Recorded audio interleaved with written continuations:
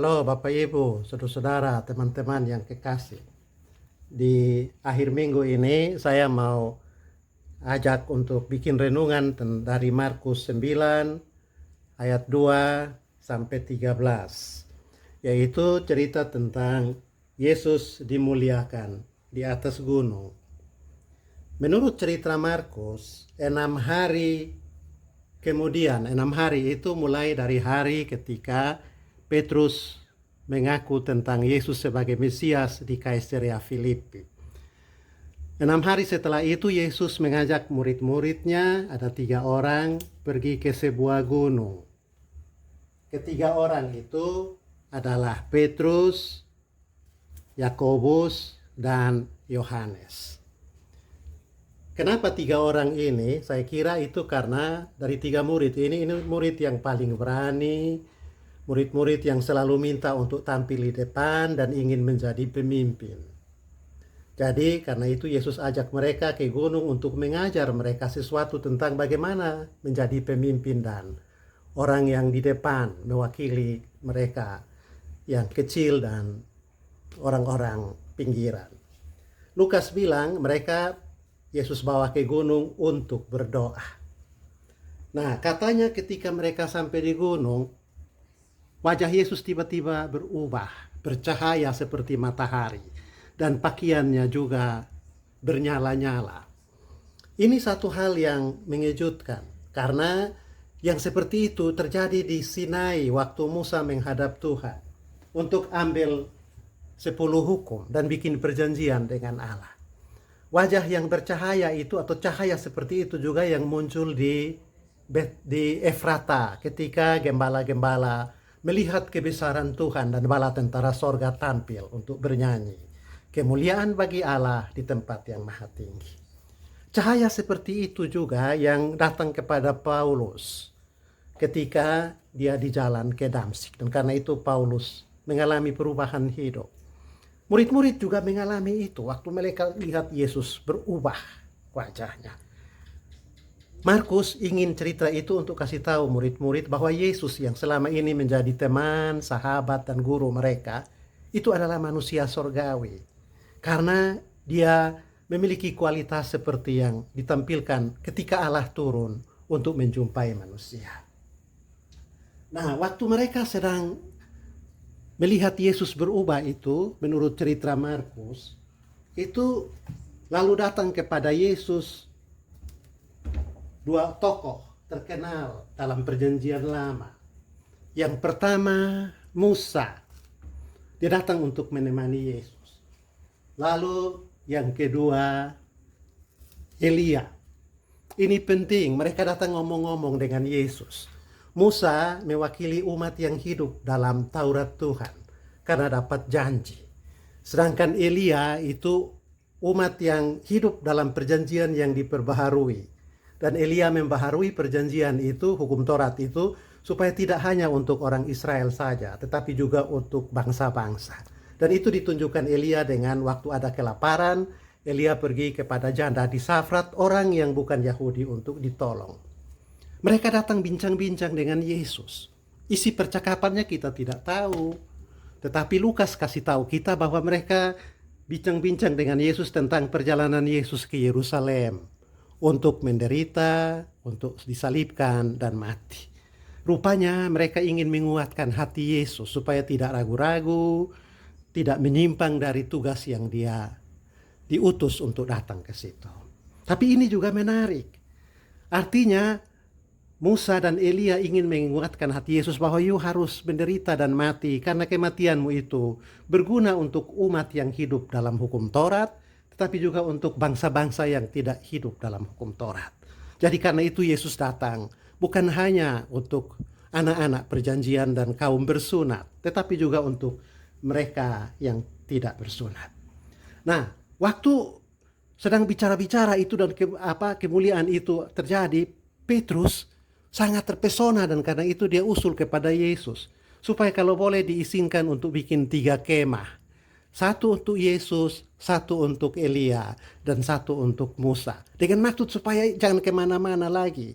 Mereka menikmati Yesus bagi diri dan kelompoknya sendiri. Dan ini Pikiran yang banyak berlaku juga dalam antara orang Kristen, yaitu mereka ingin mengurung Yesus hanya untuk diri sendiri. Orang Kristen bikin satu ransel yang namanya agama Kristen, isi Yesus di situ, lalu kemudian kalau orang yang ingin mengikuti Yesus harus masuk dalam ransel itu, ikut aturan yang orang Kristen kehendaki.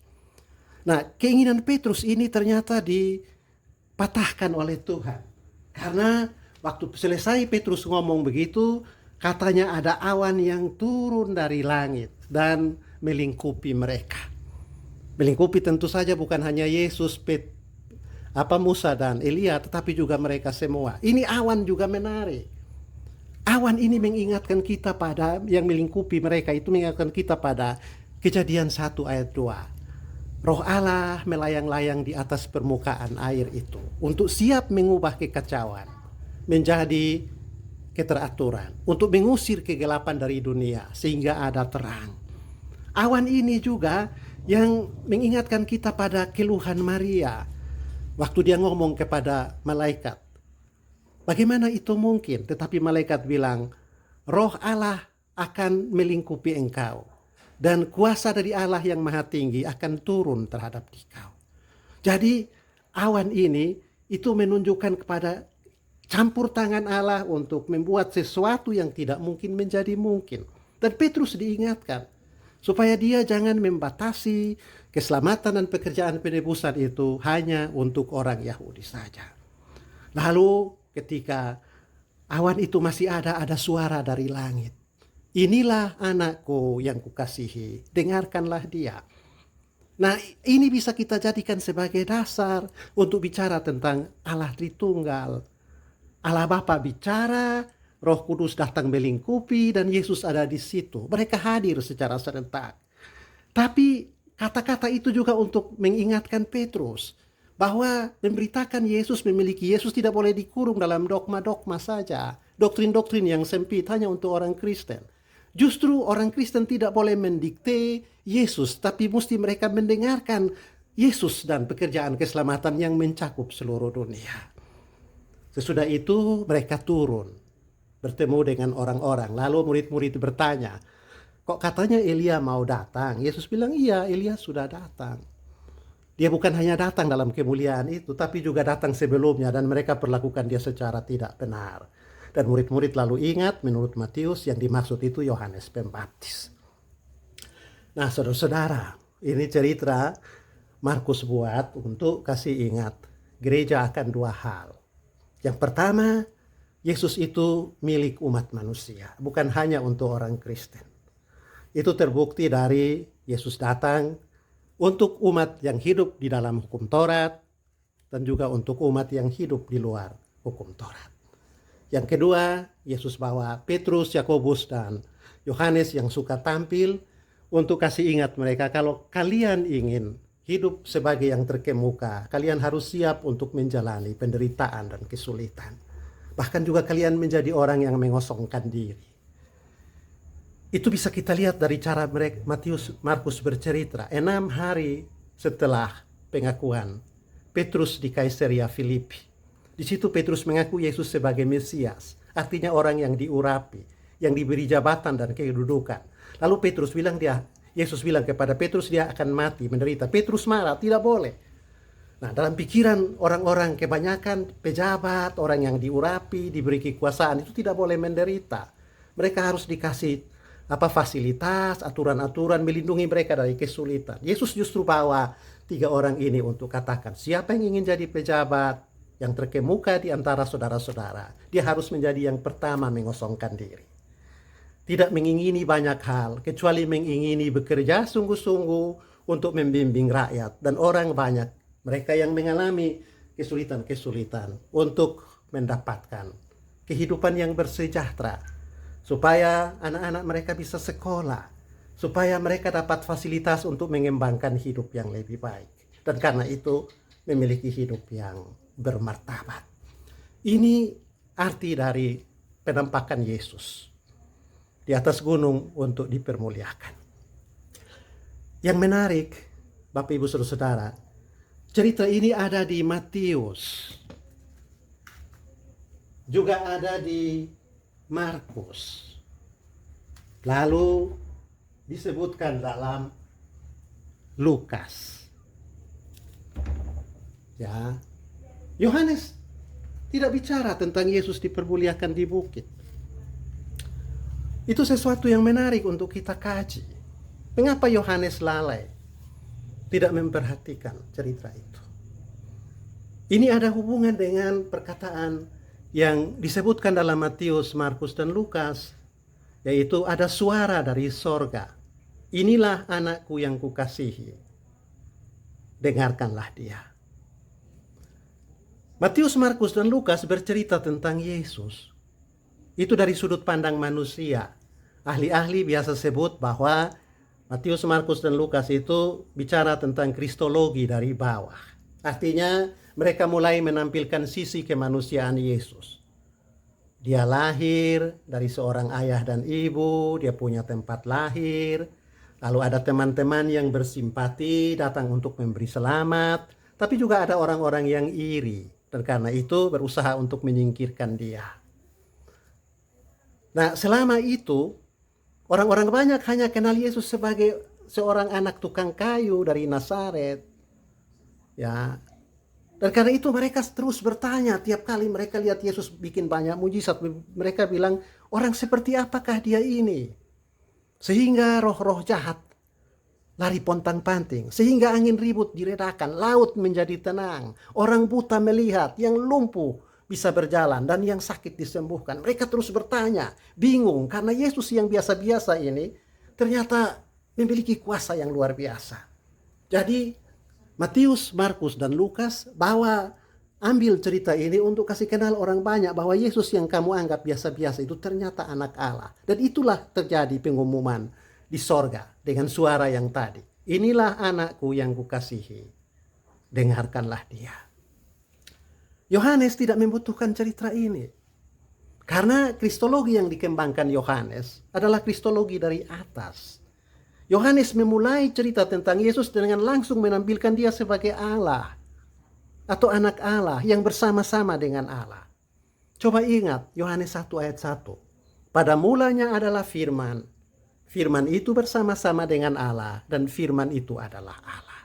Jadi karena Yohanes sudah mulai dari awal kasih tahu Yesus itu adalah Allah. Dia tidak perlu mencari cerita di satu momen di mana Yesus kemuliaan dirinya sebagai anak Allah ditampilkan. Yohanes justru menunjukkan beberapa cerita, ada 7 seluruhnya, untuk menunjukkan Yesus, menunjukkan kemuliaannya. Yang pertama, ketika air berubah menjadi anggur. Jadi cerita Yesus dipermuliakan di atas gunung, yang tertulis dalam Matius, Markus, dan Lukas, dilakukan dengan paling kurang menampilkan 2 pesan utama. Yang pertama, yaitu Yesus datang untuk seluruh umat manusia. Memang dia lahir sebagai orang Yahudi, keturunan Abraham, tetapi dia diperuntukkan untuk menjadi berkat bagi bangsa-bangsa. Dan itu ditampilkan dengan kehadiran Musa dan Elia ketika dia dipermuliakan di atas bukit. Jadi kita tidak boleh mengurung Yesus hanya dalam kekristenan.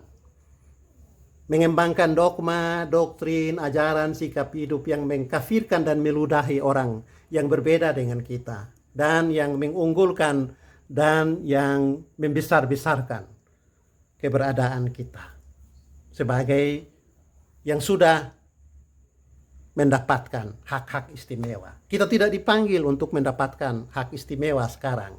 Kita dipanggil untuk mengerjakan tugas-tugas istimewa. Barulah sesudah itu kita akan dipanggil satu persatu untuk mendapatkan upah. Itu hal yang pertama. Hal yang kedua, Matius, Markus dengan sengaja mengatakan cerita ini berlangsung 6 hari setelah Petrus mengaku Yesus sebagai Mesias di Kaisarea Filipi. Mesias dalam konsep Petrus dan orang-orang Yahudi yaitu raja yang perkasa, panglima yang kuat, dan karena itu dia datang untuk merebut kemenangan dan meraih keberhasilan serta kekuasaan. Waktu itu setelah Petrus mengaku begitu, Yesus bilang anak manusia akan menderita. Lalu Petrus bilang, enyahlah itu daripadamu. Karena tidak boleh Mesias itu menderita. Nah, Markus dan Matius bikin cerita ini untuk kasih ingat orang-orang Yahudi dan orang-orang masa kini yang anggap status sebagai anak Allah, orang yang diurapi menjadi pejabat dan pemimpin adalah orang yang memiliki hak istimewa. Diperlakukan dengan hormat, diberi fasilitas, dinaikkan gajinya, dikasih ajudan dan pengawal supaya jangan mendapatkan kesulitan dan banyak-banyak masalah. Matius dan Markus menceritakan ini untuk mengingatkan bahwa pejabat-pejabat, orang-orang yang diberi kedudukan khusus, yang diurapi oleh Tuhan, justru harus menjalani kualitas hidup menyangkal diri, yang menjadi orang-orang pertama yang menolak untuk dimanjakan atau yang menuntut untuk diberi fasilitas. Tapi kalaupun mereka dimanjakan dan diberi fasilitas, maka kemanjaan dan fasilitas itu harus dipakai untuk memajukan masyarakat. Mereka harus lebih memperhatikan kesejahteraan rakyat, bekerja begitu rupa agar supaya rakyat bisa mencukupi kebutuhan pokoknya, makan, pakai, dan minum. Agar rakyat juga memiliki penghasilan yang cukup supaya anak-anaknya bisa bersekolah. Tidak terjadi lagi kekurangan gizi. Tidak ada lagi kesenjangan antara Tuhan dan hamba. Satu lagi, Bapak Ibu, ketika mereka turun dari gunung, Yesus berpesan kepada murid-muridnya supaya mereka jangan menceritakan kepada seorang pun apa yang telah mereka lihat itu sebelum Anak Manusia bangkit dari antara orang mati. Apa artinya pesan ini? Artinya cerita tentang Yesus sebagai anak Allah itu baru boleh diceritakan setelah dia bangkit dari antara orang mati. Kebangkitan adalah momen di mana orang baru secara legitim dan tidak dengan berbagai-bagai pikiran-pikiran yang sia-sia mengenal Yesus sebagai anak Allah. Karena masih perlu ada episode yang berikut, yaitu kematian atau salib yang harus dilewati dan menjadi biografi kehidupan anak manusia. Status Yesus sebagai anak Allah tidak bisa dipisahkan dari penderitaan, dari kesengsaraan, dan dari kematian.